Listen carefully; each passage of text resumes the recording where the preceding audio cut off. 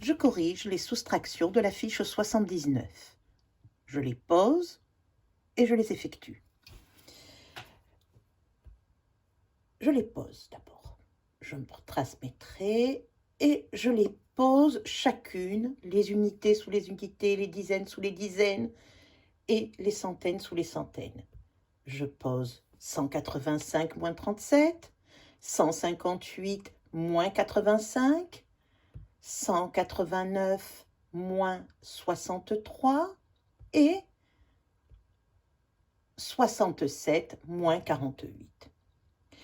Lorsque j'ai des soustractions, je les prépare avant tout pour ne pas que j'oublie, pour ne pas avoir à faire d'erreur, parce que une erreur, si j'oublie une retenue, une erreur et l'opération est complètement fausse.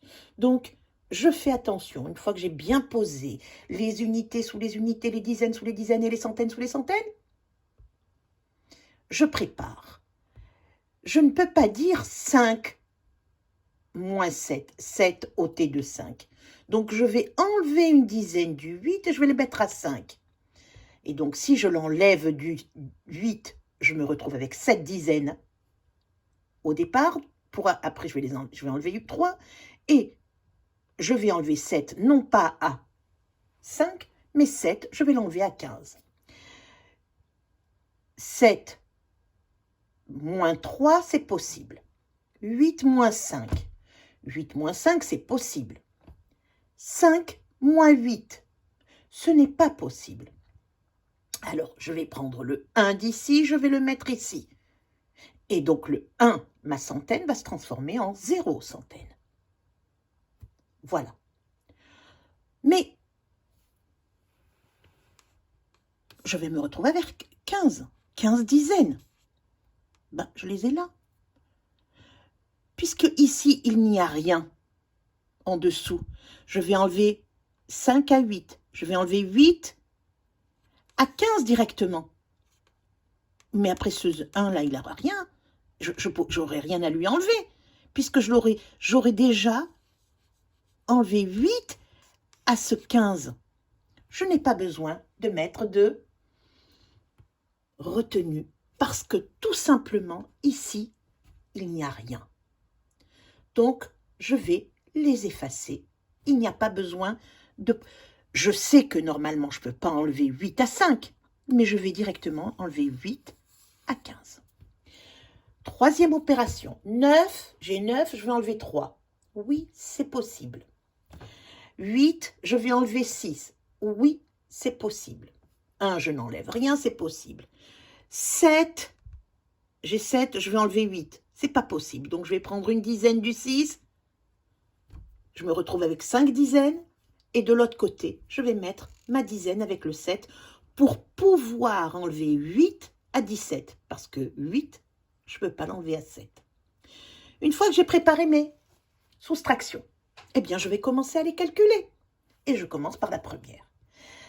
7 ôté de 15. Alors, vous avez plusieurs manières. Je vous les raconte, je vous l'ai déjà expliqué. La manière la plus simple, la plus sûre, mais la moins intelligente, la moins mentale, c'est de compter avec les doigts. 7, je mets 7 dans la tête et je vais jusqu'à 15. 7, 8, 9, 10, 11, 12, 13, 14, 15. Donc, je dois obtenir 8.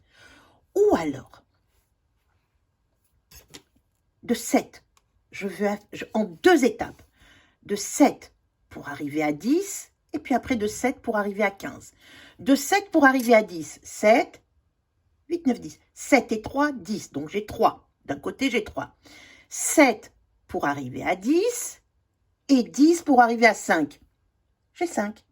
7 pour arriver à 10, j'ai 3. 10 pour arriver à 15, j'ai 5. Donc, cela va me donner 8. J'ai 3 pour arriver à 7. 7 et 4.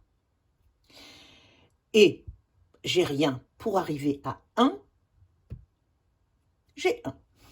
Donc, 148. 185 moins 37 égale 148. Je retourne ici. 8 pour arriver à 5. Je vous rappelle que normalement, j'aurais dû enlever ici. Mais je ne le fais pas.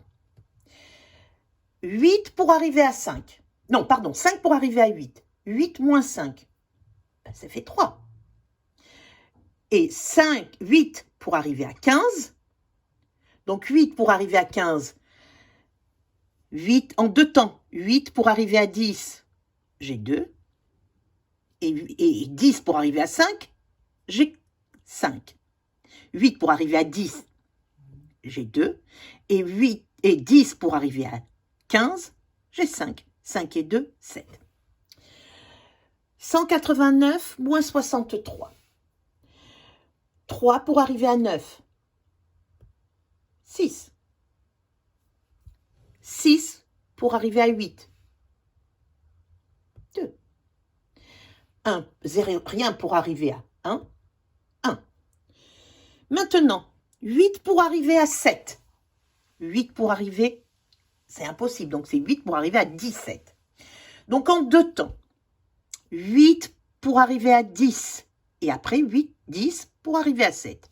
8 pour arriver à 10, et 10 pour arriver à 17.